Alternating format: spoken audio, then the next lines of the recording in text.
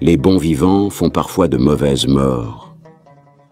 C'est un peu à la manière de ces montreurs de lanternes magiques d'autrefois que Augustus Ferragus nous donne à voir une aventure que l'on peut croire, car les témoins, comme l'aurait dit Blaise Pascal, se sont fait égorger, ou presque.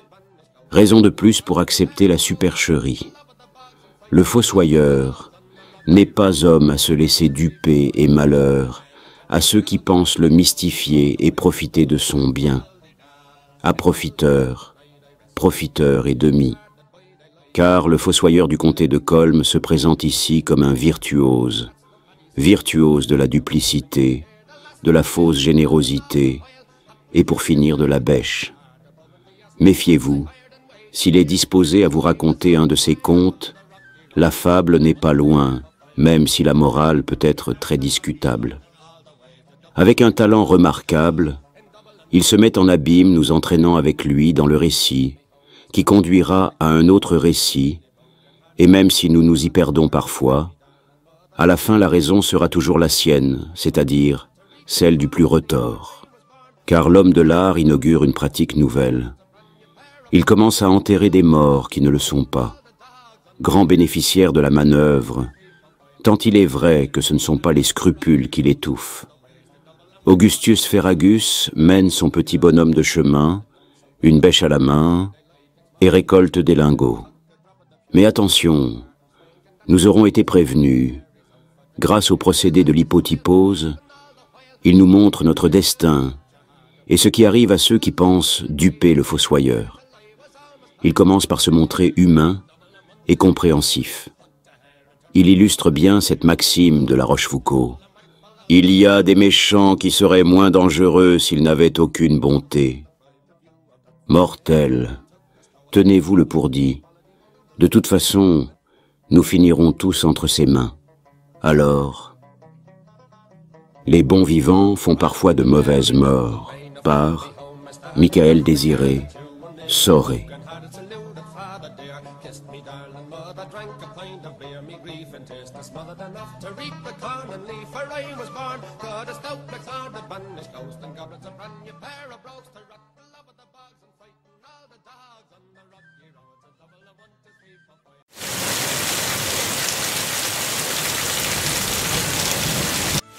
Ouvre-moi, ouvre-moi, pour l'amour de l'humanité.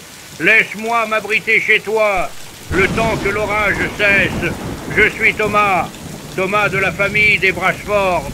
Le sentier qui descend au village s'est transformé en torrent. Je risque d'être emporté et de me noyer. Alors, ouvre-moi. Passe ton chemin, Bradford, père, fils et petit-fils de mécréants. Si tu te noies, j'espère que le flot t'emportera jusqu'au fleuve et qu'on ne retrouvera pas ta charogne afin que je m'épargne la peine de creuser un trou pour l'y jeter et que le comté économise ainsi quelques maravédis. Augustus, mon cher Augustus, je t'en supplie, laisse-moi entrer dans ta cabane que chauffe un bon et grand feu de cheminée. C'est ainsi que ferait un chrétien, et je sais que tu es un homme de cœur, n'est-ce pas? Vas-tu m'apprendre ce que c'est qu'un chrétien, canaille? Cela te sied d'invoquer la religion après toutes les malfaisances que tu pratiques en transformant en pâté toutes ces pauvres bêtes que tu abats. Ces trombes d'eau que le ciel dispense ne sont ni plus ni moins que le nouveau déluge de ce vieil ivrogne de Noé qui va encore une fois laver nos campagnes des cajots de ton espèce. Frère Augustus, je te promets que si tu me laisses entrer me sécher à ce bon feu que j'entends crépiter, je partagerai avec toi la plus belle des oies que je viens d'abattre d'un seul coup magistral. Une grosse oie blanche, ronde, ronde, et dont la peau tordue toute ruisselante de graisse craquera sous ta dent. Je l'ai abattue au moment où elle passait par la combe avec ses sœurs pour rejoindre les contrées froides du Nord. Je te le jure.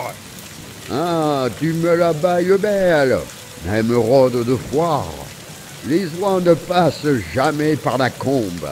Elles contournent le comté pour éviter de rencontrer des gâcheurs de poudre de ton genre. Tu es bien incapable d'abattre quoi que ce soit. Problème des pipes à la foire de Saint-Hippolyte de Corias. Je suis certain qu'en 3 jets de chic, je descendrai plus de pernis que toi avec une livre de poudre. Justement, petit frère, ma poudre est mouillée et elle est perdue. Et mon habit trempé pèse autant qu'un manteau de pierre. Me laisseras-tu crever ici d'un mauvais rhume devant ta porte? Une oie bien grasse, dis-tu? Bien grasse et avec ses plumes? Que Saint-Émeric, ton saint patron, m'enterre tout vif si je manque à ma parole. Il y eut un moment de silence, puis Augustus Ferragus, fossoyeur du comté de Colme, déverrouilla sa porte et donna à voir une tête ébouriffée d'épouvantail tonitruant. Vêtu de façon inqualifiable, il était connu pour sa riche imagination, ses discours pathétiques qui s'achevaient le plus souvent par le décès des protagonistes, son manque de scrupules et son éternelle soif. Gardien du cimetière, il vivait à proximité de ce champ où l'on se couche à regret, loin de toute nuisance venue de la civilisation. Son logis, bâti à flanc de colline près d'un chemin de terre, était fait de lourds rondins assemblés et était coiffé de chaume. Quant aux voisins, ils étaient d'un naturel bien tranquille et profitaient d'un repos amplement mérité où le fossoyeur du comté avait eu pour charge de leur creuser un petit trou bien douillet et profond de 6 pieds. L'intérieur de la chaumière était un endroit que l'on pouvait qualifier de cosy. L'ordre et la propreté qui y régnaient contrastaient avec l'allure du bonhomme, et ce lieu de vie ne disposait que d'une seule et vaste pièce où le vieux drôle entreposait les quelques meubles et objets, plus ou moins nécessaires à sa vie rustique. Dès l'entrée, la vue se réjouissait d'une large cheminée où on brûlait des forêts entières comme si l'énergumène redoutait le froid du tombeau qu'il côtoyait régulièrement, à moins que ce soit un accommodement de l'enfer éternel qu'il promettait à ses futurs clients. 2 claires fenêtres percées dans chaque pignon agrémentèrent le séjour. De l'une, à l'ouest, on pouvait contempler l'orée de la forêt de Silverstrumpf. C'est là que se tenait le lit du maître des lieux, admirablement bordé et recouvert d'un épais édredon cousu dans un drap d'une élégante couleur lit de vin. Au-dessus de sa tête se trouvait une émouvante photo de son mariage avec la regrettée Millie Llewellyn. Tout à côté, cloué au mur et décoré de buis bénis, se décomposait un vieux crucifix qui semblait chaque jour prolonger un peu plus le supplice de son illustre occupant. À côté d'une affiche publicitaire des comédiennes harmonistes, le propriétaire des lieux avait punaiser avec soin la photographie suggestive d'une certaine Marie Gingembre, chanteuse et danseuse fantaisiste. Il était précisé que la sémillante artiste se produisait quotidiennement, sauf le dernier lundi du mois, au Cursal d'Interlaken, en ajoutant que la carte était dédicacée à mon gros bébé Fergie, et, si on pouvait deviner aisément qui était le gros bébé Fergie, on était en droit de s'interroger comment une si appétissante personne avait pu avoir un rapprochement intime de si loin avec le rustre qui exhibait fièrement ce trophée.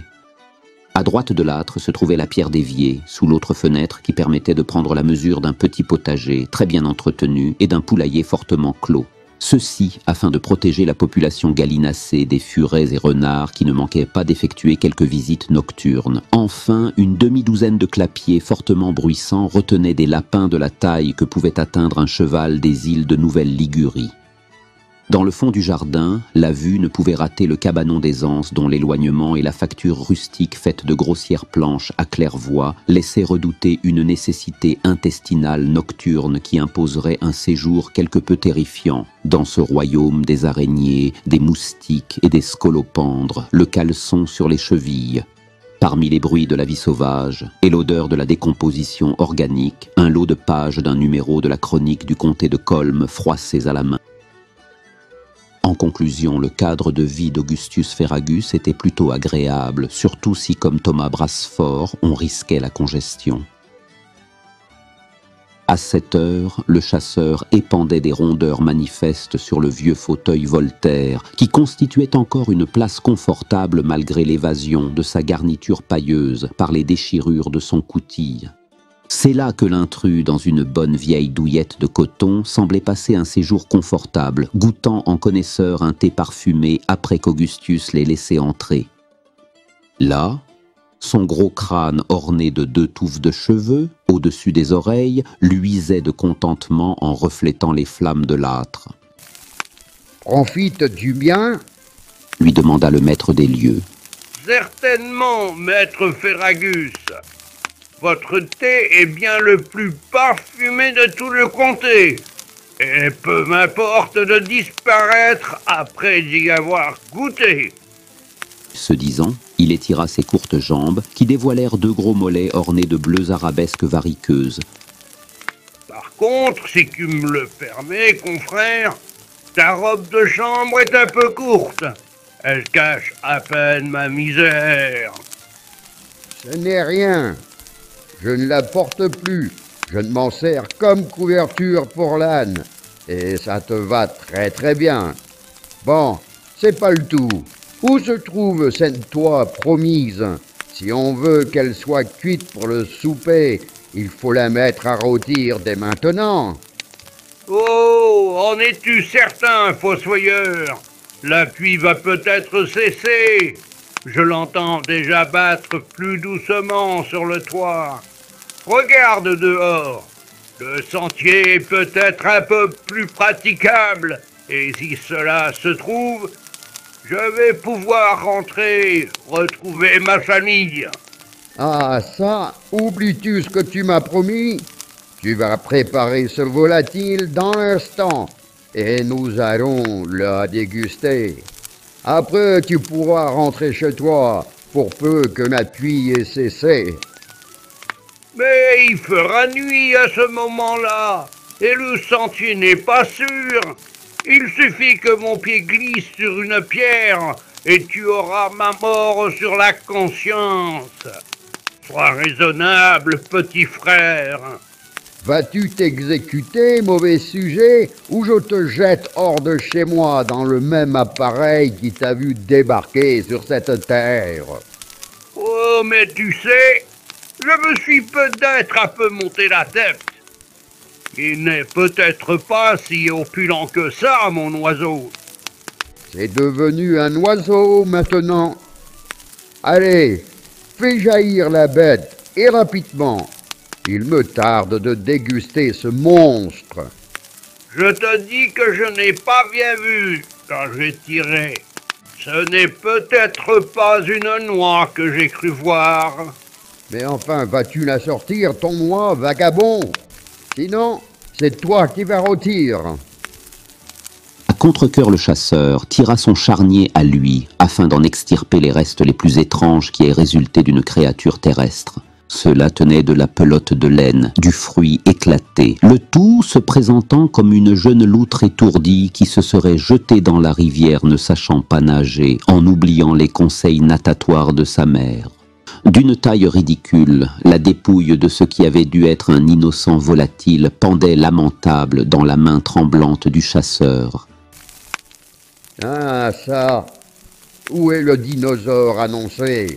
Crois-tu pouvoir me donner à manger cet avorton qui est plus lourd de plomb que de muscles? » »« Par Sainte Placide, tu sais que j'ai mauvaise vue, et avec cette pluie aveuglante, tiens, je jure que dans les 3 prochains convers que j'arrêterai dans leur course seront pour toi. Je les choisirai bien charnus, bien musclés, bien gras, et avec de belles plumes soyeuses, afin que tu puisses regarnir tes vieux oreillers. » »« Arrête tes boniments. Je me suis bien fait avoir une fois de plus. J'avais raison. Tu fais partie d'une famille de voleurs. Tu as plutôt intérêt à m'apporter les canards promis avant que leur graisse ait fondu en hiver. Promis, petit frère, promis, je te le jure sur ce que j'ai de plus cher. Tiens, sur cette nouvelle jument que j'ai achetée à la dernière foire de Corrigan et qui m'a coûté plus que ma propre femme en 15 ans de mariage. Promis, juré, craché, petit frère. Inutile de jurer, surtout de cracher, sale mécréant. Eh bien moi, je te promets que si à la Noël prochaine, je n'ai pas pâté de cadavre, bons oreillers de plumes et de super magrets au réveillon, je te noterai comme mon premier client à l'année nouvelle. Cette fois, tu peux me faire confiance. Mais avoue que tu ne m'aurais pas laissé rentrer si je ne t'avais pas fait ce petit mensonge innocent. Pourquoi t'acharnes-tu à nous détester, moi et ma famille? Que t'avons-nous fait par les saints bigoudis de la Vierge Marie? Tu veux savoir ce que vous m'avez fait, toi et ton engeance? Mais c'est une affaire à y passer à lui. Tiens, pour commencer, ton ancêtre Thomas Bradford, que n'a-t-il été aperçu en train de dérober une brouette entière de cailloux lors de la construction du temple, et que même depuis tout ce temps, les matériaux n'ont jamais pu être retrouvés. C'est ainsi que le temple est trop petit pour contenir tous les fidèles du village. Honte à toi, mécréant! Menterie! Ce ne sont que des menteries! Cela s'est passé il y a 1000 ans et le temple serait de bonne dimension si vous n'étiez pas si avare. Mécréant vous-même! Ah, ça, c'est l'affaire du doyen de Fasternach. Le vieil homme qui, à beau matin, s'est réveillé avec une bonne lancée de palissade en moins, quand dans le même temps, ton boucanier de père installait une clôture de même facture autour du repère qui vous sert de foyer. Tu vas le nier, peut-être? Oui, parfaitement. Ce sont encore des menteries. Il se trouve que le père Brasford venait d'acheter quelques enfants à un colporteur qui passait. Voilà bien des légendes utiles quand on veut compromettre de braves gens honnêtes comme notre famille. Et le motif en serait par exemple? Eh ben oui, la jalousie. C'est tout simple. Voilà qui est coff. Tu me vois vraiment jaloux d'une famille où on se marie entre cousins? D'ailleurs, qui voudrait participer à l'amélioration d'une race de balbuzards? Balbuzard toi-même. Hé, vilain creuseur de fosses. J'en creuserai une toujours assez profonde pour ensevelir ta viande, Brasford. Et ton vaurien de fils. Oui, ton fils Thomas Junior. Voilà un beau spécimen. Ce n'est pas lui peut-être qui a fait souhaiter la sac cordue à Bobby Landis, le boulanger en bousculant un sac de farine qui avait tout l'air d'être sa femme dans son arrière-boutique, tandis que Bobby ronflait à l'étage. Même que le bougre s'est vengé en pissant dans le pétrin 2 semaines durant. Ah, ça, je ne dis pas. On a toujours eu le sang chaud chez les Brasford. Et reconnaît que nous y avons tous gagné. Son pain n'avait jamais été aussi bon. Viens, viens, calmons-nous. Ce n'est pas tout ça, mais ce n'est pas ton débris d'ortolan qui va encombrer la casserole. Sors déjà la piquette, fossoyeur. J'aurai déjà cela de fait. Appelé Piquette, mon vin des collines, tu vas un peu vite en besogne, mon compère. Et tu as bien de la chance que la pluie ne cesse de transformer le sentier en un torrent furieux. Maintenant, voilà que la nuit tombe. Tu vas être obligé de coucher ici. Mais je te préviens, à la moindre récrimination, tu vas dormir dans le clapier.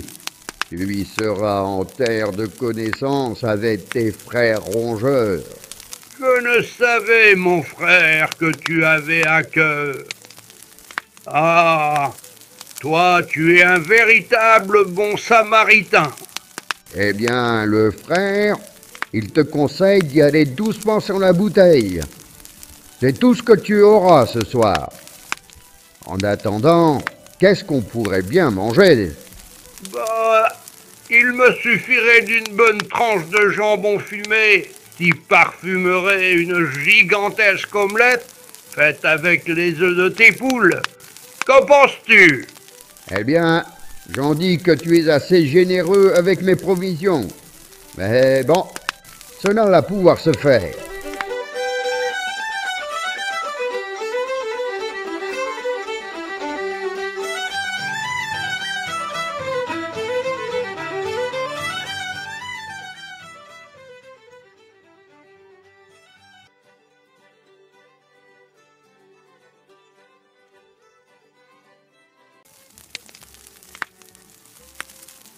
Thomas Brasfort émit un rot tonitruant qui troubla la campagne au-delà des cloisons de planches de la cabane du fossoyeur. Il venait d'engloutir une omelette au lard conséquente, poêlée, avec du bon jambon de sanglier. Le tout préparé par Augustus Ferragus, dont la patience généreuse inhabituelle aurait éveillé l'attention du plus attardé des furets de son jardin. Et à présent, qu'y aura-t-il pour ton contentement?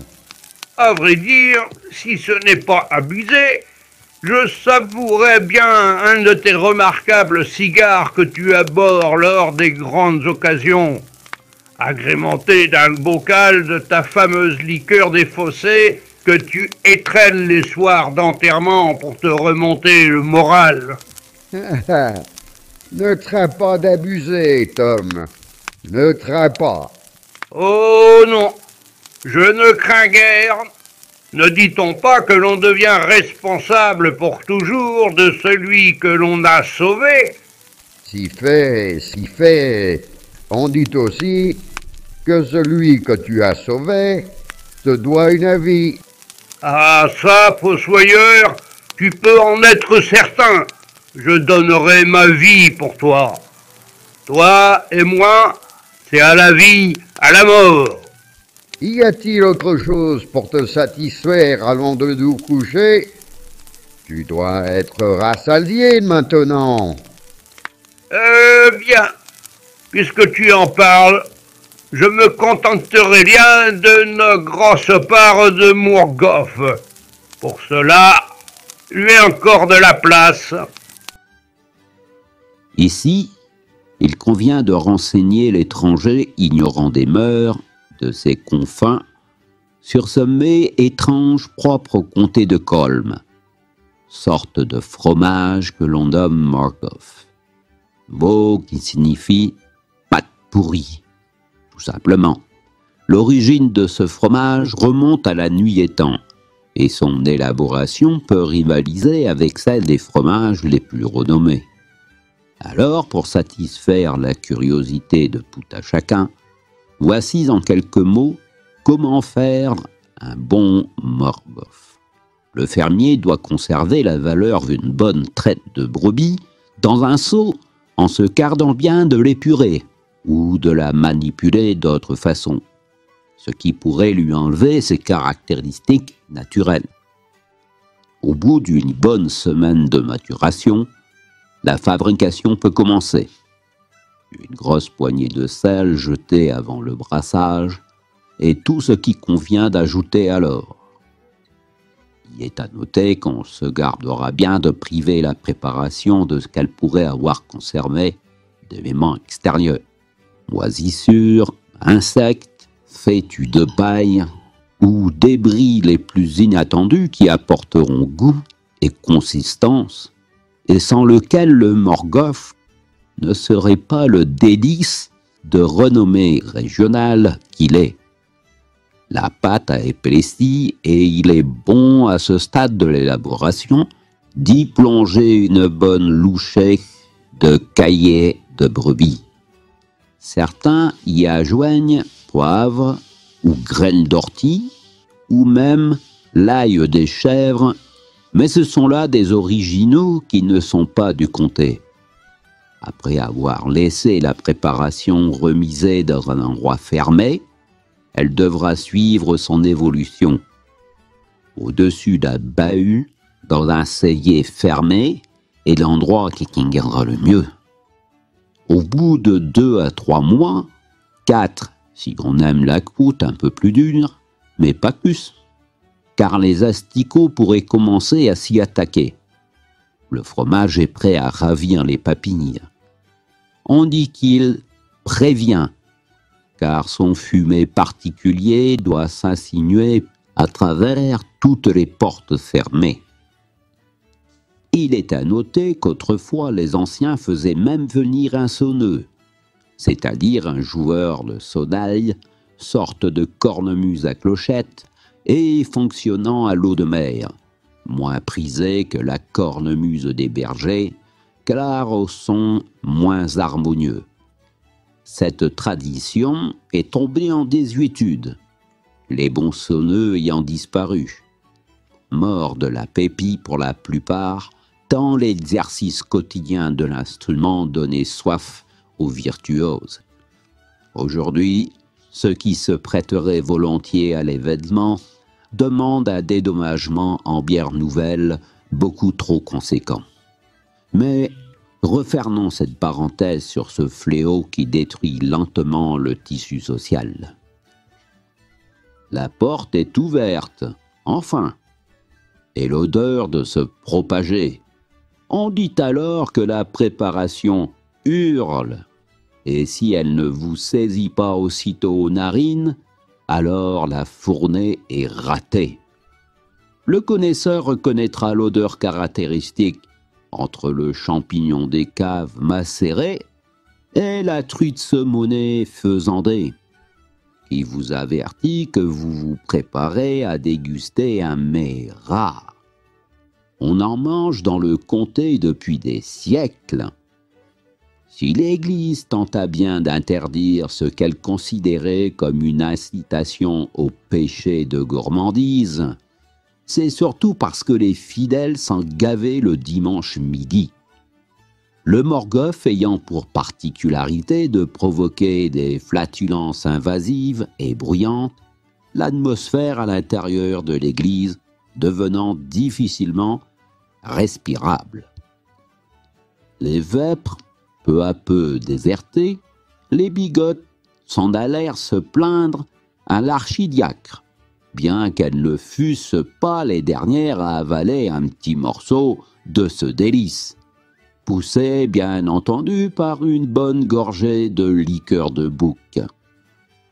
C'est alors qu'au moment de l'invasion du comté de Colme par les Saxons, au 5e siècle avant Gontran fils, un certain Robin des Buissons, d'autres disent Robinson, entré en rébellion contre l'envahisseur Patraque, dit Nedbeuf, et son séi de Maurice, dit le Félon, eut l'idée de conseiller à ses contemporains d'accrocher un panier de morgoff dans chaque foyer. L'agression olfactive fut immédiate. L'ennemi, pensant affronter là quelques armes secrètes, passa son chemin en se pinçant le nez, et les quelques-uns qui succombèrent à la dégustation de cette friandise furent victimes de crises de vent sonores qui allèrent jusqu'à effrayer leurs chevaux. Depuis, les guerres et les bandes mal intentionnées qu'elles drainent, inévitablement, évitent le comté. Ainsi, ce fromage fait-il la renommée, l'honneur et les délices du pays. Étant rassasié, Thomas Bradford, cadet, émit un autre paix d'une intensité peu commune, et d'une voix empreinte d'une gratitude non feinte, s'enquit. Mais où vas-tu dormir puisque je prends ton lit? Ah ça, on ne peut pas dire que tu ne manques pas de ressort. Allez, ne t'en fais pas souci, camarade. Dors avec le sommeil de l'homme juste. Je vais aller loger avec mes poules. Alors, si c'était un effet de ta bonté, pourrais-tu, généreux Augustus, prendre chez ces demoiselles perchées de bons gros œufs que tu auras l'obligeance de cuire mollet pour mon petit déjeuner? Oui, c'est une petite habitude que j'ai prise, afin quand j'ai des œufs, ce qui n'est pas si souvent. Mais là, c'est l'occasion, alors pourquoi ne pas en profiter? Qu'en ferais-tu de tes cocos? En somme, c'est une sorte de service que je te rends. Mes œufs, mon ami, je les réserve à Bobby Landix, le boulanger du village, qui en fait de bien goûteux gâteaux. Mais enfin, comme les chemins sont inondés et qu'il n'y a pas moyen de les porter au village, je veux bien t'en céder 2 pour cette fois. Quant aux autres, j'espère qu'il sera toujours temps de les lui porter lorsque la pluie cessera. Il t'en reste, dis-tu? Eh bien, pourquoi ne me fais-tu pas pour l'heure du lunch un délicieux terre-du-nerf cake, comme en fait ma femme? Tu sais, ces gros gâteaux en forme de cloche cuits au four et qui gardent une bonne crème pâtissière bien baveuse en leur intérieur. J'apprécierais, frère. Quant à te le payer, tu sais que je n'emporte rien avec moi à la chasse. Une prochaine fois peut-être si tu y tiens. D'ailleurs, en agissant ainsi, ne crains-tu pas que cela n'altère un peu les effets de ta bonté? Certains malveillants pourraient prétendre que tu as profité de ma condition de reclus pour me rançonner. Ils pourraient même parler d'otage et de rançon. Va savoir, compagnon. Le fossoyeur ne répondit pas, haussa les épaules et sortit dans la nuit. Le lendemain matin, la pluie n'avait toujours pas cessé lorsque Ferragus pénétra dans sa cabane. Il fut accueilli d'un... Ah! Je n'ai même pas entendu le coq chanter. Tu ne risques pas de l'entendre vu qu'il faisait la planche sur la mare. Il s'est noyé sous cette pluie. Si ça continue, je vais regretter de ne pas avoir appris à nager au cochon. Le chemin est un véritable torrent jusqu'au village. Il en charrie des roches, des racines et je ne sais combien de nuisances. Je vais recouloir une carcasse de brebis. Ne crains-tu pas pour ta cabane, et qu'elle soit emportée, elle aussi, par le flot? De ce côté-là, pas de souci. Elle est bâtie sur un socle de belles roches. Et puis le chemin fait un coude qui évite la cabane, ainsi que le cimetière. Sinon, il y a beau jour que ces locataires seraient rentrés chez eux à la nage. Dis donc, ton couchage, parlons-en. Il serait plutôt temps que tu changes les gelées de ton matelas. J'exclus dormir sur une râpe à fromage. Cela ira pour cette fois. Mais à l'avenir, si je devais m'abriter chez toi comme tu m'y invites, je serais en droit d'exiger un autre confort. Ce sera fait, mon prince. En attendant, tâche de ne pas oublier les canards. Je verrai ce que je peux faire. Les canards ne sont plus monnaie courante par ici. Et lorsqu'ils descendent par chez nous, après avoir séjourné dans le nord, ils ne sont plus craignants. Ne te fais pas grande illusion de canards. Tu n'as qu'à les arroser de tes pros. Seulement lorsqu'il remonte du sud, bien gras de l'été. Ah, ce n'est pas toujours possible, tu sais. Avec mon lumbago, tu me tiens sous moralité. Tu ne manques pas d'audace, toi. Ne crains rien. Ce qui est Guy est Guy. Tu l'auras, ton volatiles. Mais à ce propos, et considérant que la pluie ne cesse pas et que même si elle cesse, il faudra attendre une bonne journée que toute cette eau dévale de la colline. Et vu qu'il va falloir se nourrir ce midi, que penserais-tu de sacrifier l'une de tes poules et de la plonger dans un pot avec force légumes, carottes, choux, navets et tout ce que tu trouveras? Voilà qui ferait un repas de roi. Il n'est pas question que je sacrifie une de mes pondeuses. Tout ce que tu auras, c'est un pilon de sophôtre, mon coq, qui s'est noyé cette nuit. Il dit, et il jeta sur la table une chose luisante et mouillée qui se présentait comme la perruque du grand ténor de l'opéra Pavioni qui aurait trempé une paire d'heures dans un pichet de vin rouge. Par les varices de la Samaritaine, on dirait la perruque de l'archidiacre Pichard, que nous avons jeté dans le bénitier lorsque j'étais un garnement. Mais enfin, je saurais m'en contenter. Parlons d'autre chose. Aurais-tu quelques habits présentables, car je ne vais pas m'afficher de retour en ville dans ma tenue de chasse mouillée et crottée. Trouve-moi dans ta garde-robe. J'en ris tellement, l'impression est audacieuse. Quelque chose de décent qui m'aille. Si c'est peu te demander, ton costume de mariage, par exemple. En garde d'oublier bottines et guêtres.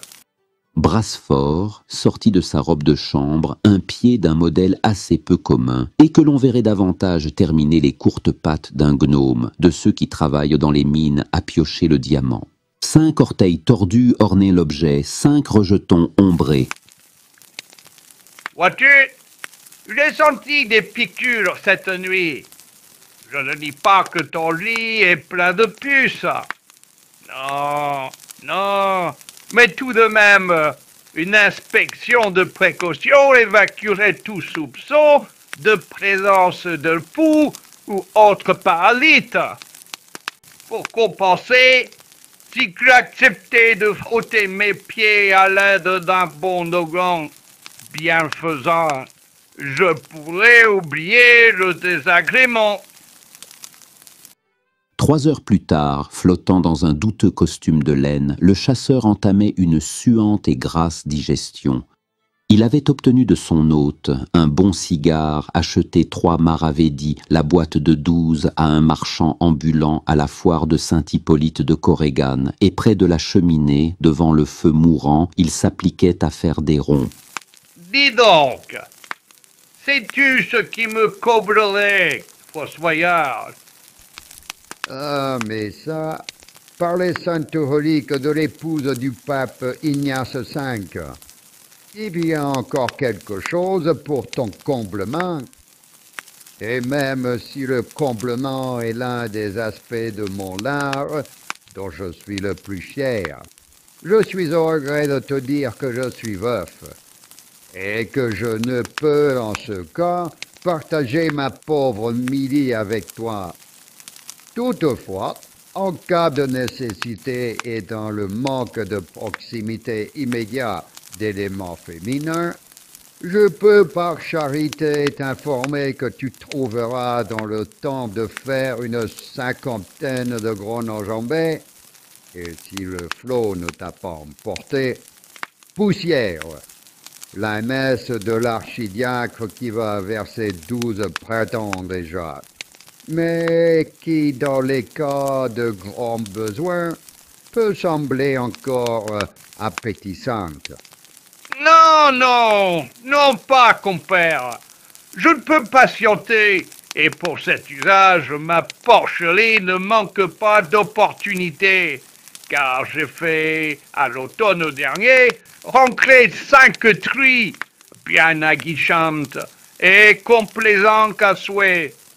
Non, non, mais dans cet instant de bienheureuse quiétude, et après avoir fort bien déjeuné du pilon d'un coq viking d'irruption, et me tenant près d'un bon feu ravivé, en attendant la fin du déluge, le comble de ma félicité serait, lorsque tu auras fini la vaisselle, serait, vois-tu, de me raconter un de ces contes extravagants qui font ta renommée. Alors, là, compagnon, tu ne peux avoir souhait plus à propos. Tu ne saurais autant me satisfaire, car justement, il me tardait de te raconter l'histoire édifiante de Mossé, l'usurier.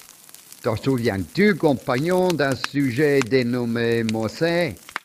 Si je m'en souviens, si je m'en souviens, Poicre, par les premiers langes de notre Seigneur.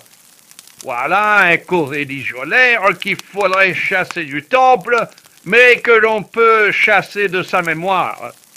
Un voisin enfumé comme le premier nuisible. Si je m'en souviens du vampire qui habitait la grande maison jaune sur la route de Bréconvic, si je m'en souviens de ce rat, il ne valait guère mieux que tous les Gaspards qui hantent les égouts de la savonnerie en aval de la rivière. Ne t'emballe pas, voisin, ne t'emballe pas. Puisque tu ne sembles pas le porter dans tes bords de glace, l'histoire que je vais te conter va te réjouir. Eh oui, c'était un fameux rongeur, à peine aussi haut, même sur la pointe des pieds, qu'une tonnelée de pauvres blettes. Un nez verleux, toujours disposé à humer la bonne odeur fustelle du crottin, qui faisait de l'ombre à son faciès gris, garni d'oreilles chiffonnées, et que précédaient ses incisives de rongeur.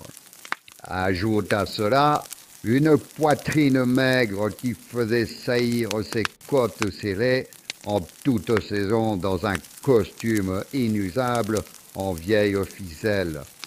Mais plus grave encore, cette méduse était d'une ladrerie, mais une ladrerie sans égale mesure dans notre société chrétienne. Les mains pleines de poids, toujours prêtes à retenir la monnaie qu'il était tenu de te rendre. Il lésinait surtout, marchait sur la pointe des pieds pour éviter d'user ses cotunes, souliers sans nom qui ne conservaient rien que leur nature première, tant qu'ils avaient été ressemelés et ressemelés. Par-dessus tout cela, il avait 3 fils pingres, autant que lui. Feignant, consacré, qui avait épousé 3 femmes, tout aussi ladres que... Et toute cette belle faune a tombé que le dénommé Mossé décède de sa belle mort afin de toucher le magot que toute une vie d'usurier lui avait permis de dissimuler. Mais rien. Le vieux ne sait bien rien.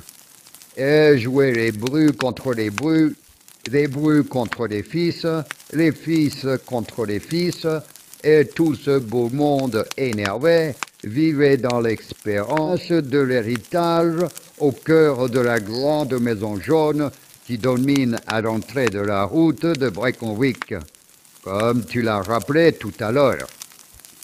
Mais si je me souviens bien, l'oiseau a bel et bien été enterré, et même par tes bons soins. Il a même eu le droit aux honneurs communaux. Tu as raison, mon ami. Et pour une belle fête, cet enterrement fut une belle fête. La cérémonie a à peine duré, tant les héritiers étaient impatients de commencer la course au trésor. Après que les sommités eurent fait leur compliment d'usage, et que l'Archiga crut balancer une pleine chope de bière fadasse, pensant avoir pris de l'eau bénite, sur le coffre en bois des îles, vu l'avarice des enfants, tout le monde ayant un peu soif et sachant que les enfants ne paieraient pas la chope, ont assisté à une belle envolée de pinson.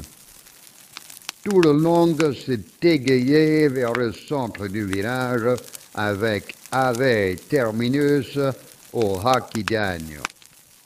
Oui, tu sais que les enterrements s'achèvent toujours à 17h au moment de l'ouverture du pub. Quant à moi, je n'allais pas faire de zèle. Les héritiers qui laissaient pousser leurs ongles depuis l'annonce de la fin prochaine du vieux ne m'avaient remis que 3 pièces blanches. Autant dire que cela payait à peine l'usure du tranchant de ma bêche. J'ai donc laissé le chantier en son état, sans prendre la peine de reboucher le trou, et j'ai laissé la boîte à cadeau au soleil, remettant la tâche à plus tard. Ce n'est pas Mossé qui viendra se plaindre. J'entreprenais donc un retour vers ma cabane, et après avoir absorbé 2 ou peut-être 3 chopes de boissons rafraîchissantes, je m'offrais une petite sieste réparatrice. Tout se passait donc pour le mieux, et je m'étais installé dans une douce somnolence quand soudain j'entendis un tonnerre et des hurlements dignes du jugement dernier. Voilà ma fin, pensai-je, et j'allais ouvrir la porte d'un pas décidé, car je ne crains pas mon créateur. Quelle ne fut pas ma surprise d'ouvrir la porte à feu de Mossé, vêtu d'un seul drap blanc. Oui, car ses enfants avaient tenu à conserver son costume, comme je l'ai appris par la suite, pour en faire des serpillères. Mais tu as dû avoir une peur effroyable, hein, dit le chasseur en présentant des yeux larges comme des sous-bocs.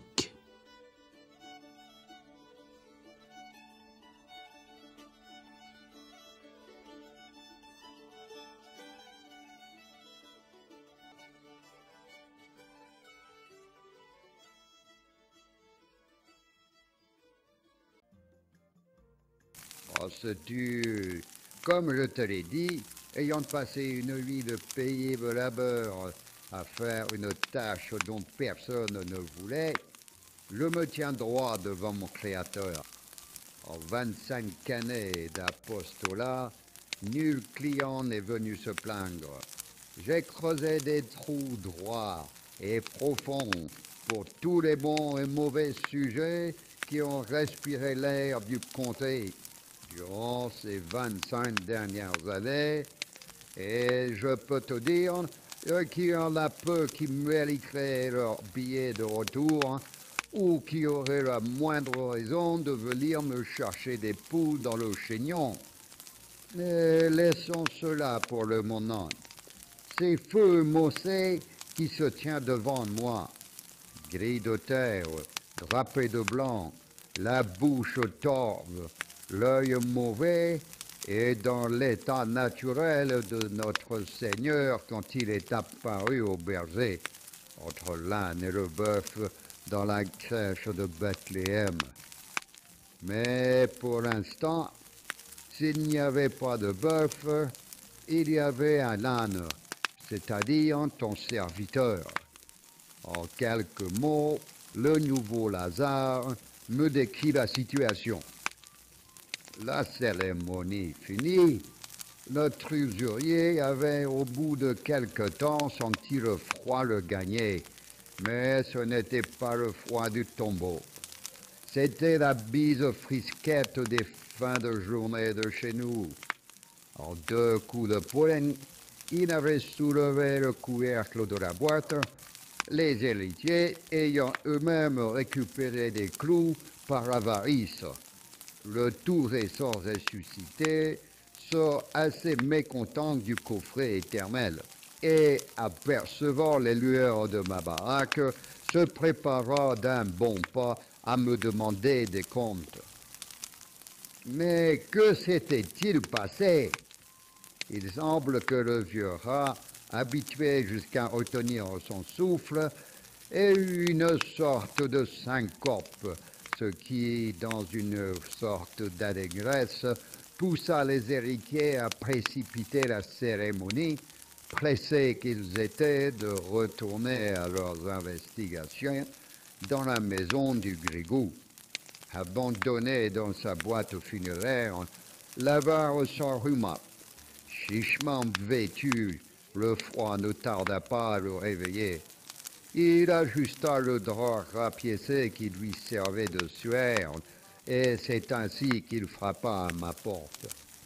Après avoir subi ses récriminations et acceptant assez peu souvent les réclamations de ceux qui ont eu recours à mes bons offices, ce qui n'est jamais très agréable, je le rassurai, le réchauffai et lui fit avaler un bon verre de lait chaud et un morceau de brioche. Enfin, j'arrivai à le convaincre que la seule chose qu'il avait à faire, c'était de regagner cette pénate.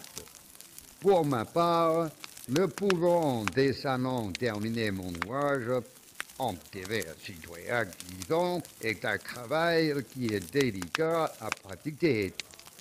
Et voilà notre tout jeune ressuscité qui s'engage d'un pas résolu dans le chemin qui mène au village. Celui-là même que tu ne peux emprunter ce soir pour cause d'inondation. Heureux de m'en tirer, j'entamai une bonne soirée devant mon feu en compagnie d'un brandy fantaisie. En fin de soirée, je commençais à somnoler, heureux comme une mouche faisant la planche sur la mousse d'une pinte de Guinness. En terminant de fumer ma pipe, bourrée avec soin de tabac de contrebande.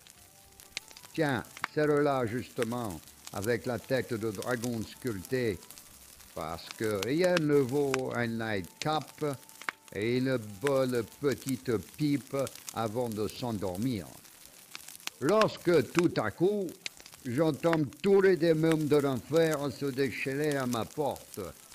Et ça tambourine, et ça tambourine, et ça frappe. Pauvre canaille! Où te caches-tu, malfaisant? A-t-on jamais vu un croque-mort ne pas achever le travail? Montre-toi, canaille! À tout hasard, je me saisis de ma bêche, la solide, celle avec le manche robuste de noyer, celle qui a creusé plus de trous dans le champ du fer Goodmeyer que le secrétaire d'État aux finances publiques de ce bon Winston dans le budget. J'ouvre la porte avec précaution et je tombe sur cet animal de procès, aussi démuni que je l'avais renvoyé. Tu comprendras ma stupéfaction. Pour le calmer, je le fais entrer, je lui offre une larme de brandy fantaisie et je l'installe près du feu. Comment ça? Tes fils n'ont pas été heureux de te retrouver? Lui demandai-je un peu madré, car je m'imaginais bien que sa famille, si heureuse de le voir partir, avait vu ses projets contrariés. Mes fils, voilà bien des ingrats. Ils ont déjà attaqué ma cave à cette heure. Ils sont déjà sous de la piquette que je n'ai même pas eu le temps de finir de boire. Ils n'ont su que rire en me voyant. Et tes belles filles? Ah, les gendresses. Elles m'ont reçu au cri de lémur, fantôme, revenant, retourne dans ton Hadès. J'ai été quitte au passage pour quelques coups de faubert. Dans mon dos, j'ai mis encore. Retourne dans ton terrier, vilaine apparition. Tu n'es plus de ce monde. Et dis-nous où tu as caché ton magot, vilain racle-denier. Puis elles sont reparties à leurs occupations, à lâcher le papier peint avec leurs ongles, briser le plancher pour voir ce qu'il y avait dessous. Mais pour ce qui est de nos magots, elles ne sont pas prêtes de le trouver. Foi de crocodile. Alors, je reviens vers toi, mauvais sujet. C'est de ta faute tout cela. Si tu avais bien fait ton ouvrage, je dormirais bien tranquille dans ma boîte sous terre. Je ne serais pas un vagabond. Alors là, j'entrepris de calmer le revenant, d'une part parce que ça ne faisait pas bon effet pour les affaires, un client qui revient se plaindre, moi. Je dis, on va arranger ça. D'abord, je te promets que je ne vais pas refermer le trou que j'ai creusé pour toi. Cette tombe est donc prête à resservir à tout moment. Ensuite, tu vas t'asseoir près du feu et je vais te faire cuire 2 œufs et une bonne demi-tranche de lard. Tu arroseras du cidre de ma réserve. On a toujours faim quand on revient de l'au-delà. Puis tu iras passer une bonne nuit de sommeil sur les sacs de pommes de terre du cellier. Et demain, nous aviserons. Une idée rassurant l'ami Mossé. Et surtout la perspective d'un repas gratuit lui fait chauffer le cœur. Il fut vite convaincu. Alors, commença une longue période de gavage, de dorlotage. Le matin, je lui faisais frire 2 beaux œufs de mes poules aux côtés d'une tranche de lard. Le tout accompagné d'une poêlée de champignons frits saupoudrés de persil et d'ail afin de commencer la journée en évitant de se laver les dents.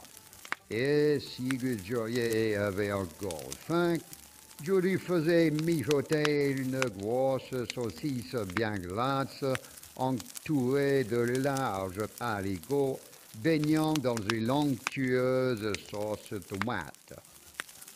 Puis, après avoir fait son rôle, lancé quelques paix que n'aurait pas renié un bouc, il produisait une petite crotte jaune dans le pot que j'allais soigneusement vider sur le fumier, derrière la cabane.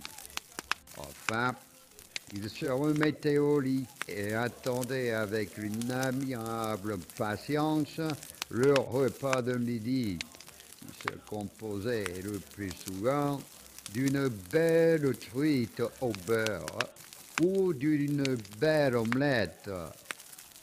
Le tout arrosé de larges rasades de vin de noix. Le repas du soir était plus frugal. Il se composait généralement d'une bonne soupe d'ortie laxative, agrémentée d'une salade de feuilles de capucine, fortement vinaigrée de façon à aider notre famille à passer une nuit des plus bénéfiques. Et dans l'ensemble, il ne se plaignait pas de ce traitement, d'autant plus que le séjour était gratuit. Quelques jours en passant à ce régime blambercé, gavé, rincé, il commençait à grossir le bourbe.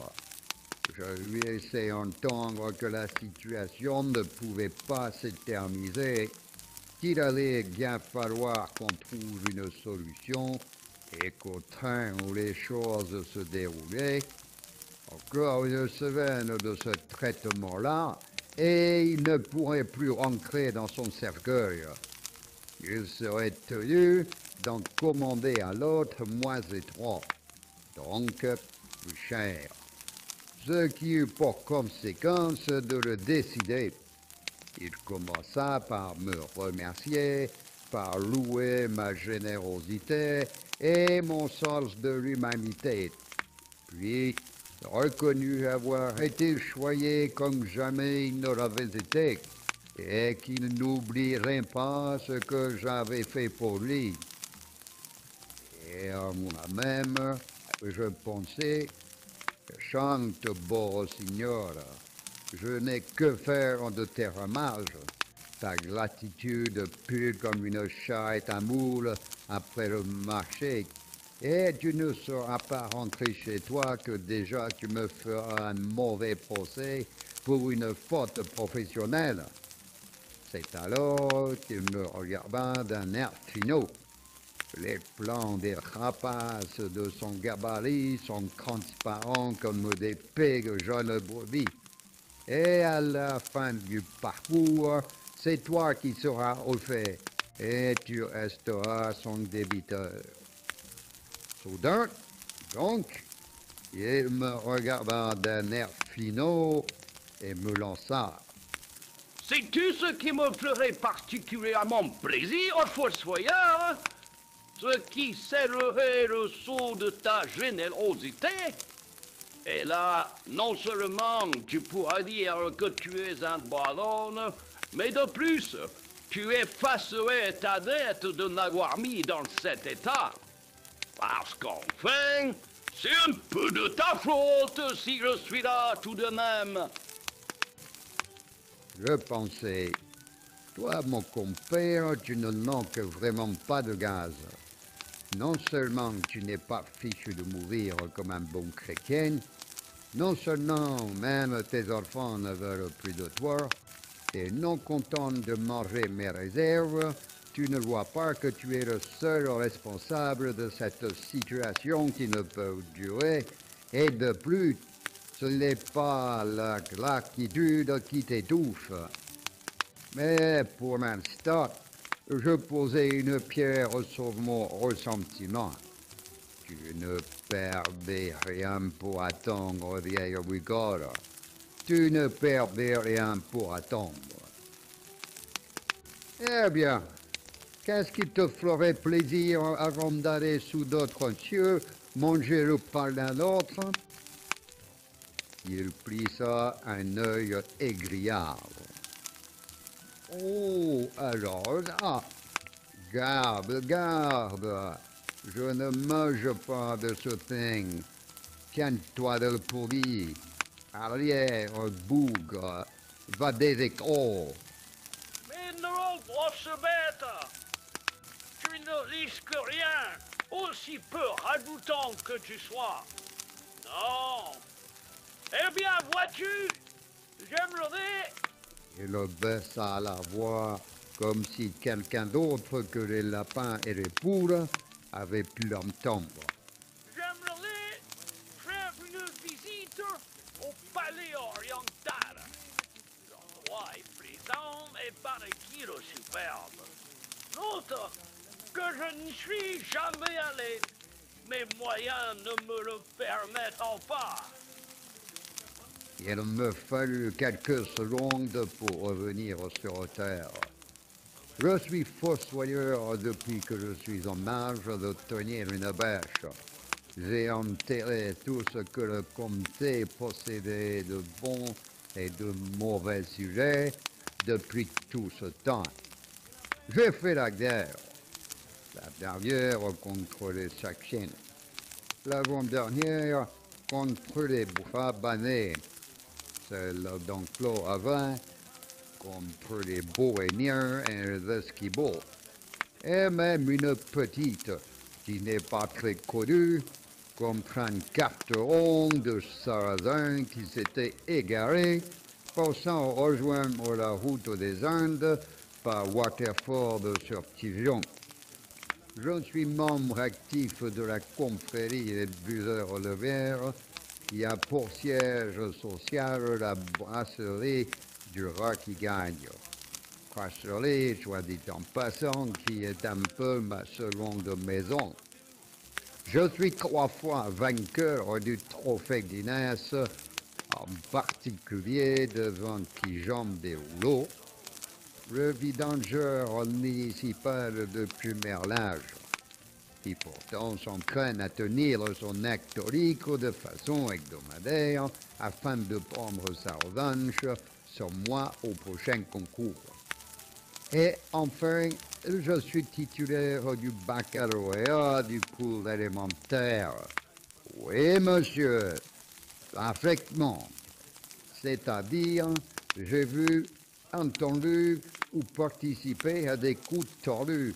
Et si j'ai côtoyé plus de faisans que toi quand tu pars espayer ta poudre dans les nuages, mais alors là, je suis resté KO. Le cerveau tout bersidé, le palais oriental. Sais-tu ce que c'est que le palais oriental, mon chasseur? Oh, tu es trop jeune ou trop benet. Le palais oriental est une superbe bâtisse de style néo-sarrasin qui trône au centre de la rue principale de Plumerlage.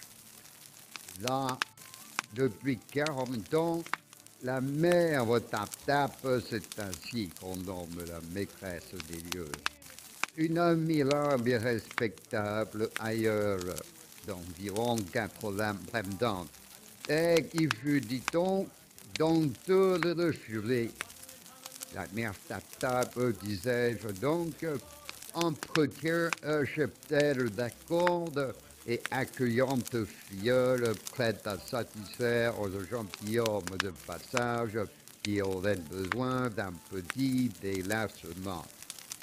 Sous un décor de lit et la nuit, où soignent parmi les miroirs géants les fontaines rafraîchissantes, les profonds sofas ou coussins de brocart, les voiles de soie, les larges plats remplis de pâtisseries sucrées, et on te procure aux lèvres une pipe à eau qui te laisse dans une douce quiétude.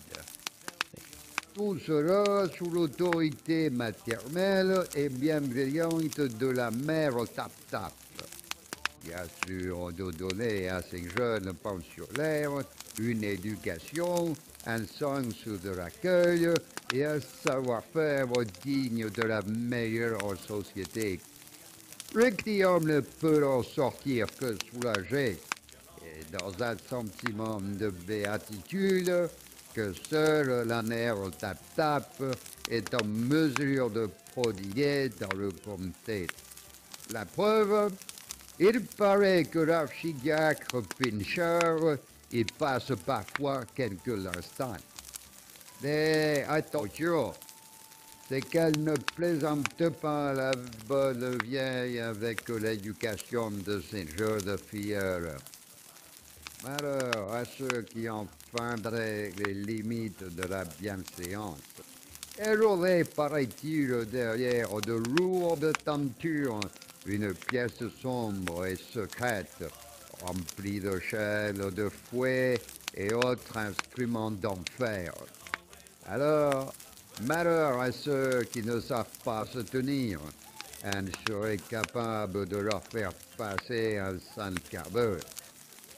Certains auraient même entendu des cris, mais ça... Voilà, Thomas Brasford, tu n'ignores plus rien de l'endroit féerique que nos locataires voulaient connaître. Et comme je ne disais rien, Mossé considéra cette visite marquise. Oh, allez, je continue. Note que je ne peux pas y aller dans cette tenue. On me prendrait de nouveau pour un fantôme. Non, merci. Non, il te suffit de me prêter un de tes vieux costumes. Un de mes vieux costumes, je n'ai jamais eu qu'une seule tenue dans ma vie. Celle que j'ai l'honneur de porter devant toi. Et il est hors de question que je me dépouille pour t'habiller. Non, pas, non, pas. Mais que dirais-tu de m'en acheter un pour décrocher-moi ça? Hein? Qu'est-ce que tu en penses? Je réfléchis un moment. As-tu vers l'âge, se trouvent les économes du laboureur de Thessalie, une coopérative où il était aisé de vendre tout ce qui ne servait plus et d'acheter à prix bas les objets les plus utiles. Justement, j'avais besoin de te porter à acquérir du nouvel bêche. Une bonne et belle bêche avec un manche taillé dans un moellé noueux. C'est entendu, lui dis-je. De même, nous partons à Cummerlage. Je te conduirai dans ma charrette tirée par l'âne Wistod. Pour la tenue, nous la lilerons. Merci, merci. Frère, ta bonté sera célébrée dans les siècles et les siècles. Peut-être, mais avec tes effusions pour le moment. Et va te coucher. J'irai tout de suite, nos notes. Auparavant, je vais faire un court séjour dans la cavale des lances. Je ne sais pas ce que j'ai. C'est comme si c'était le grand exode dans mes intestins. Ce doit être la soupe.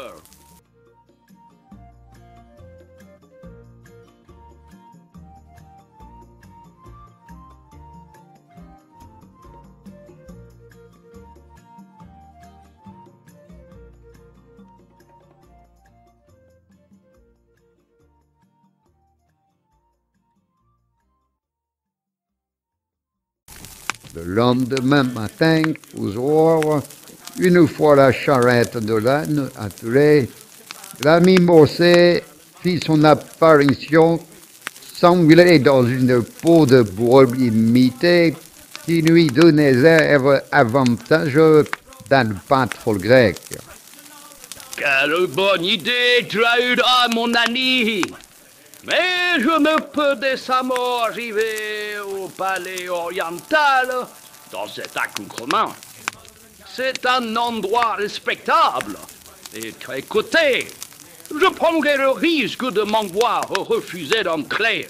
Belcarian, fils d'Ulysse, voici 2 pistoles que tu consacreras à l'achat d'une mise soignée, digne de l'endroit luxueux où tu seras.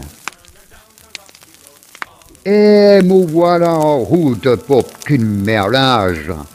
L'âme trottinait et à mesure que nous approchions de notre destination finale, je sentais monter l'excitation de l'Israélite. Il me pressait de questions et... Penses-tu que je plairai à ces demoiselles de bonne famille? C'est qu'elles ont une sérieuse éducation.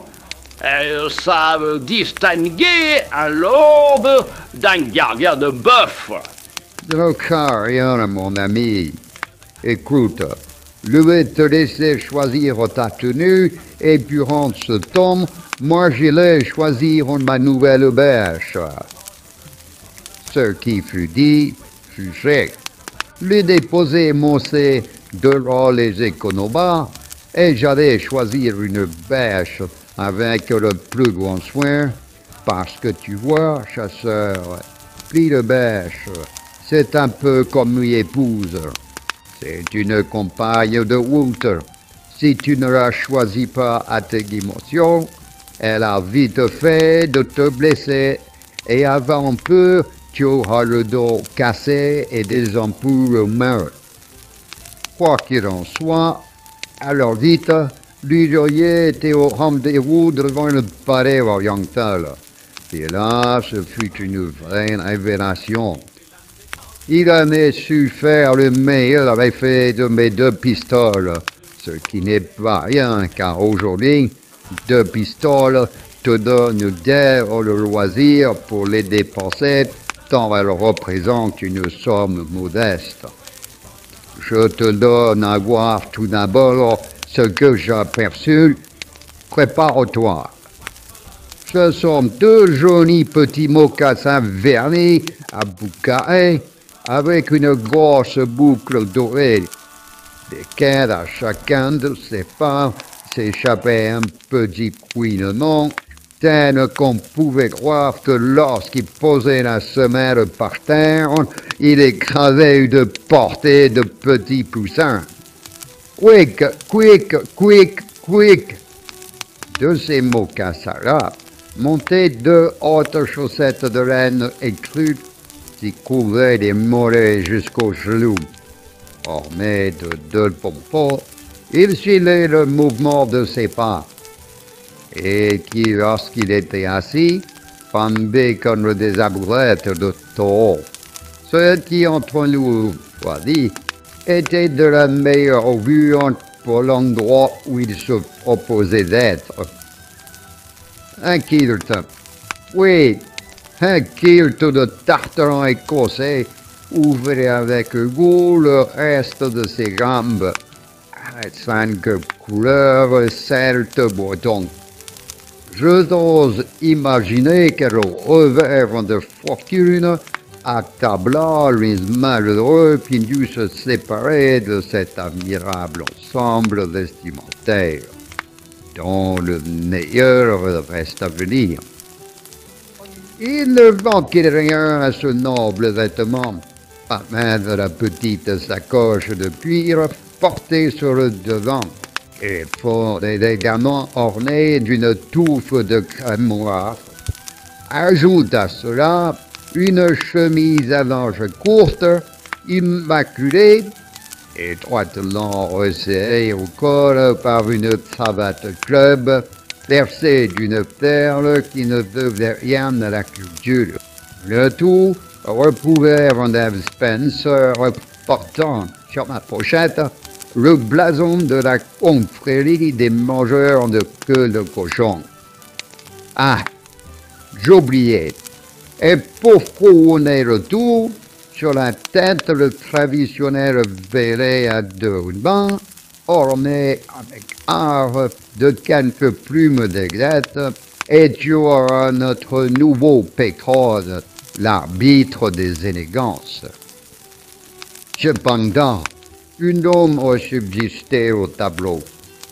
Vois-tu, le Bléou avait fait le meilleur usage de mon trait de 2 pistoles. Il avait acquis un costume saillant qui, je te l'ai dit, avait dû appartenir à un noble sujet affligé d'un revers de fortune. Toutefois, notre ladre, sans doute par souci d'économie, avait évité de compléter sa tenue à un tel son. C'est ainsi que de dessous son kilt, on percevait, au rythme de ses bourgeonnantes, un ordre dont la nature l'avait doté, et on peut le dire, assez généreusement. De ce fait, l'objet pendait un peu à la manière d'un bâton de broche. Et si mon vieux Wilson l'avait aperçu, il en aurait éprouvé un peu de jalousie. L'observation furtive de l'objet dénonçait d'ailleurs sans le moindre doute que le notaire avait été circoncis par le vieux rabbi Abraham, de l'arbre haute à Waterford sur Tillon, car le vieil animal, vers la fin de sa vie, avait pour habitude d'opérer, si j'ose dire, à l'aide d'une vieille roulette pour les tartes de Pessard. Ne voulant pas avouer en personne et une myopie bien légitime à son âge, il avait choisi ce moyen pour offusquer. Hélas, si cet outil est pratique pour partager les matzos et autres tartes au pavot noir, par contre, sa précision et son efficacité ne sont pas remarquables. Toutefois, comme cet outil n'était pas idéal pour cet usage, il n'hésitait pas à passer et repasser afin de bien achever la séparation souhaitée. Le chasseur, qui jusque-là avait écouté religieusement le récit d'Augustus, l'interrompit. Ah, mais mon cousin, revis seulement procéder, lui, d'une autre manière. Ayant une formation d'ébéniste, il se servait d'un ciseau à bois et d'un seul coup sec de manier procédait à une séparation nette.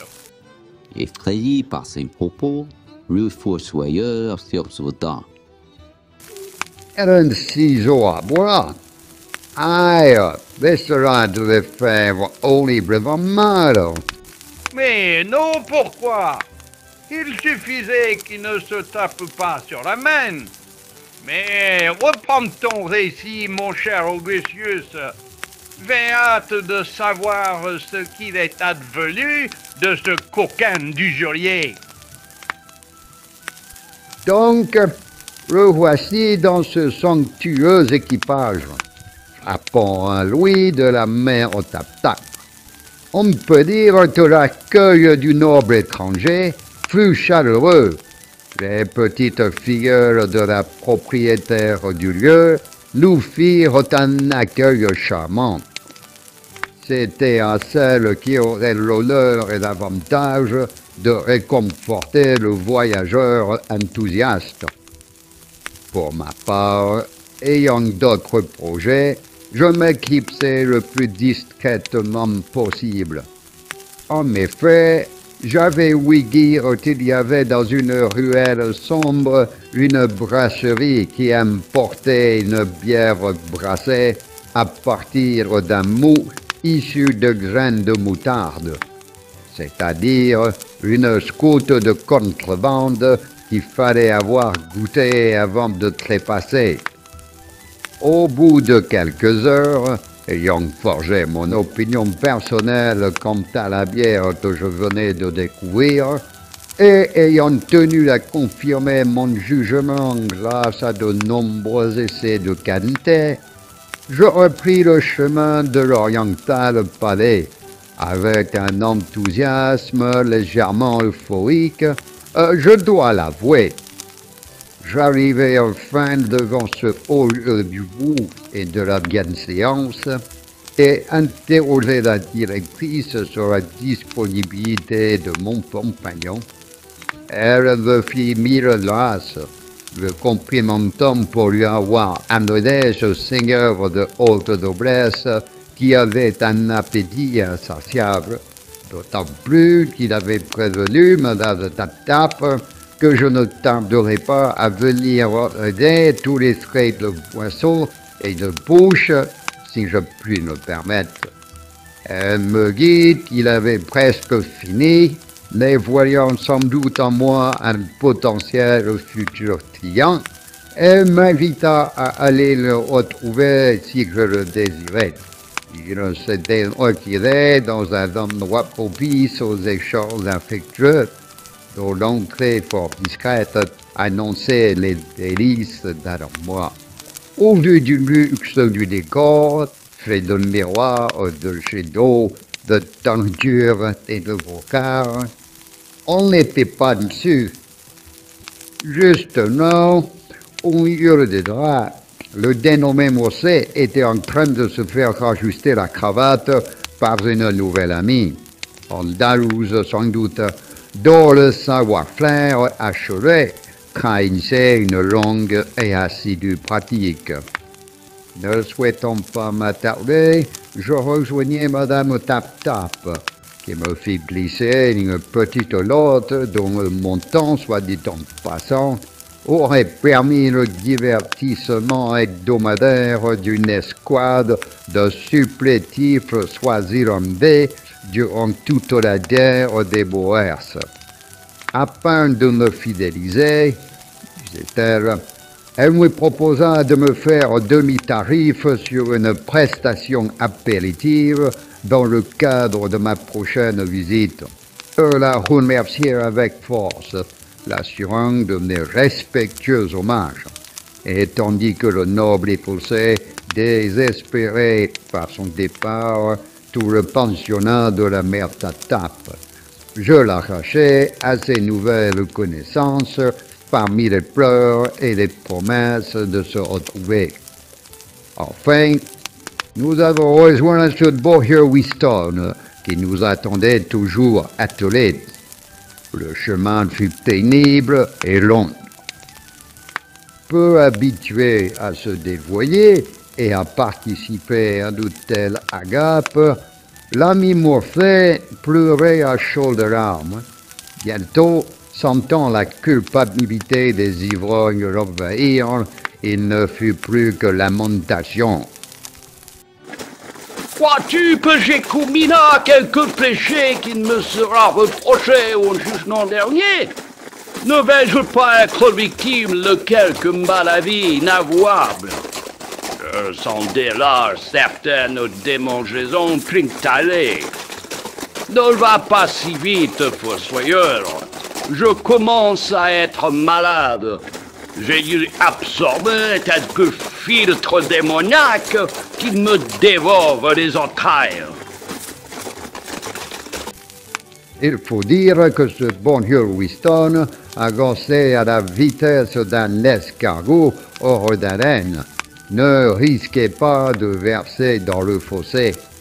Et c'est là qu'il y eut le premier incident.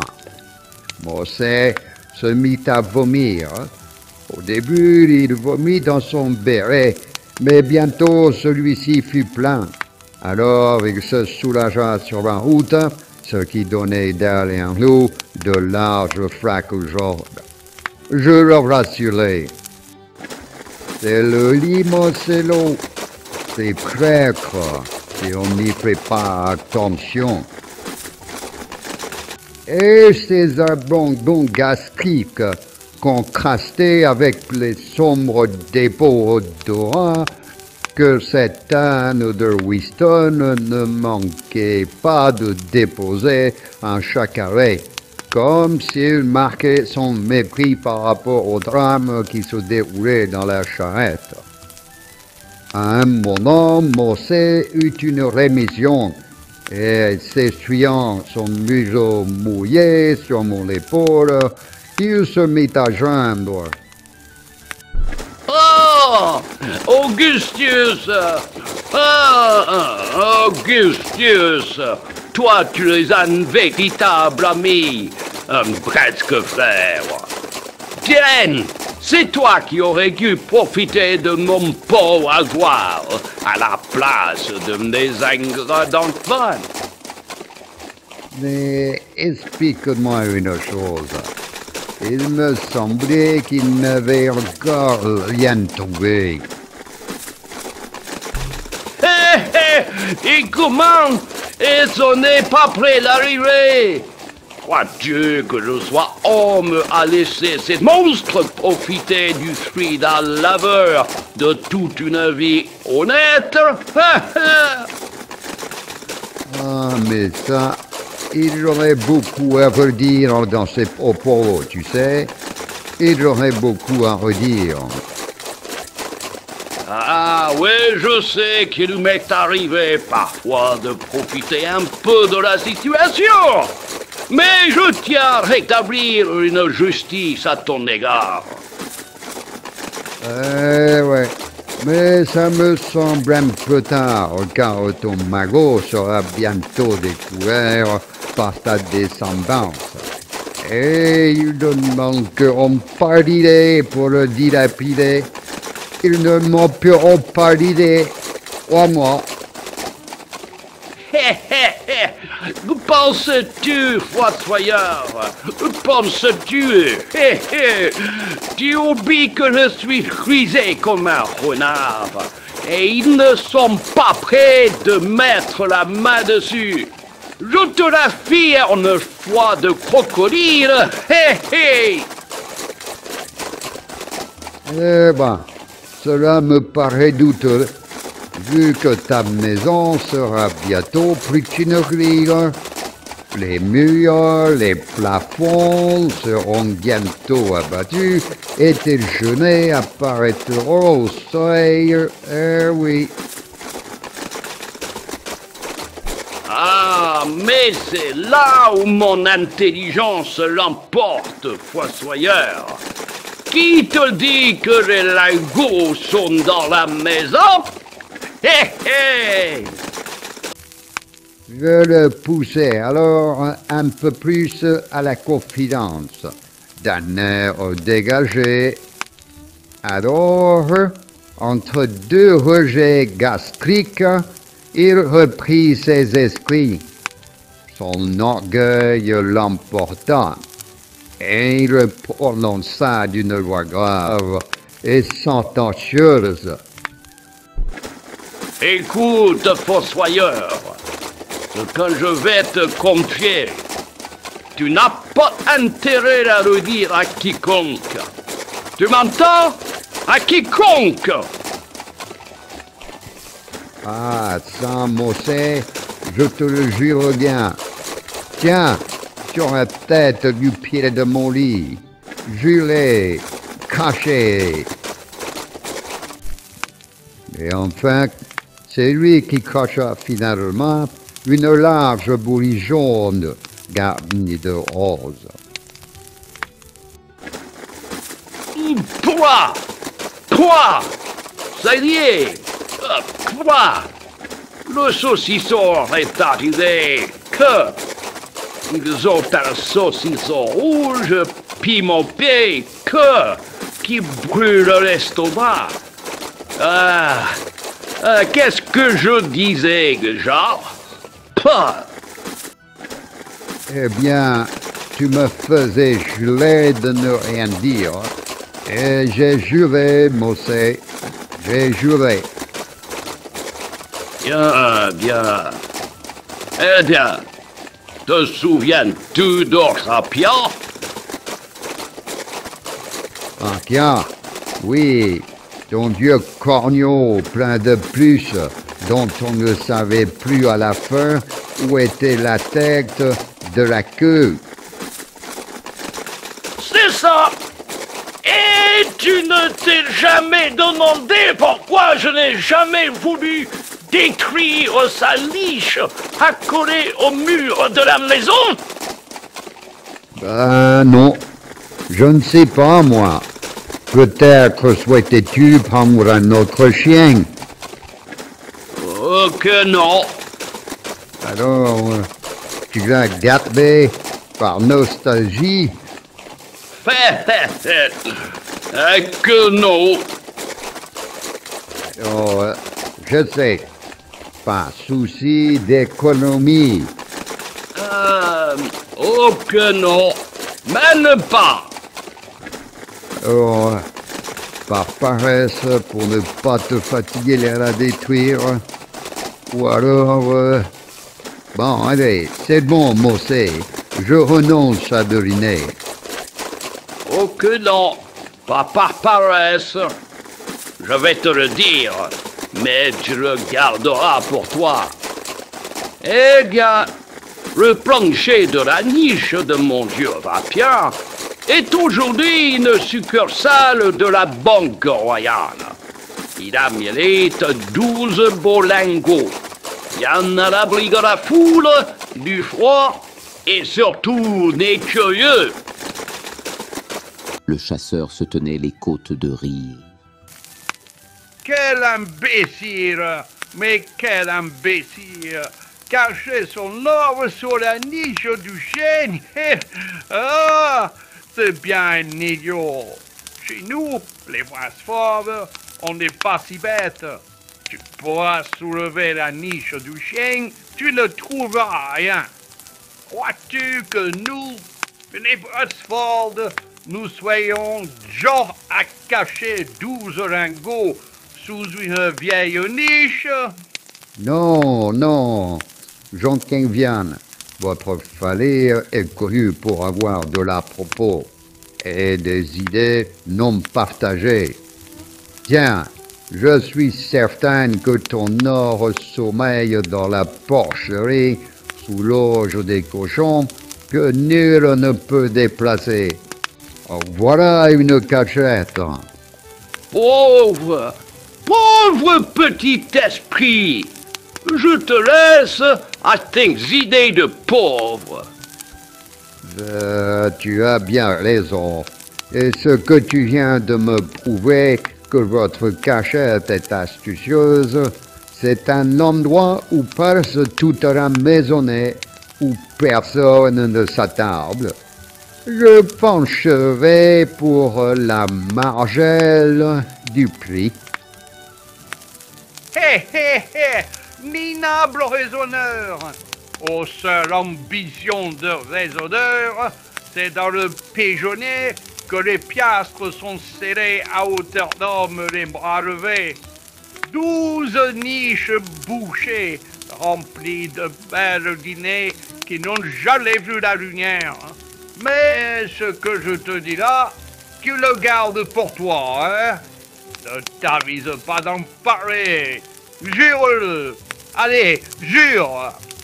Ah, mais ça, mon pauvre cadet, je te le jure bien. Tiens, je vais peut-être du pied de l'ori. Jouez. T'avise à tourner autour de longs pigeonniers. Si tu ne veux pas vérifier l'efficacité de ma poudre, fossoyeur. Eh oh, comme si j'étais les hommes à faire de Belfax. Oui. Bien, me t'y avise pas tout de même. Dis-moi plutôt ce qu'il est advenu du trésor et de son propriétaire. Alors, je continue. La cachette a tenu jusqu'à ce que nuitamment j'aille la libérer de son recel et les écus dorment aujourd'hui dans un endroit connu de moi seul et du démon, bien sûr. Comme Tom on sait, ce fut très simple. Ciao, dernier flash. Et c'est quoi ça? Dans le flash? Ciao, Dong, c'est le bruit que fait le plat de ma bêche sur l'occiput d'un kidam. Et flash, c'est le bruit que fait son corps lorsqu'il tombe dans le cercueil qui lui est destiné. Non! T'as pas fait ça! Ville criminel! Et pourquoi pas? Le bilan du travail avait déjà été fait. Mais c'est un crime! Que dis-je? Pire qu'un crime! C'est un vol! Eh bon, et alors? Le trou n'était-il pas creusé de la bonne façon? Si fait! Et l'archidiacre n'avait-il pas prononcé le verdict comme l'italique? Si fait! Mais tout de lèvres! Et les Saint-Étienne n'avaient-ils pas été payés en retour de leurs dépenses de 3 ronds de fleurs blancs? Avait-il accueilli avec affection leur père lorsqu'il était revenu du royaume des morts? Ah! Si c'est! Mais les tout donné alors! Le dernier placard n'attendait-il pas son locataire au bord de la fosse? mais... Le reste n'était plus de formalité. Donc moi, Augustus Ferragus, fossoyeur du comté de Corme, je m'en suis chargé en un tour de main. Ça alors?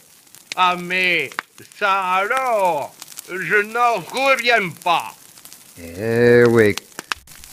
Bon, dans le pigeonnier à hauteur de main, disais-tu, Brasseford?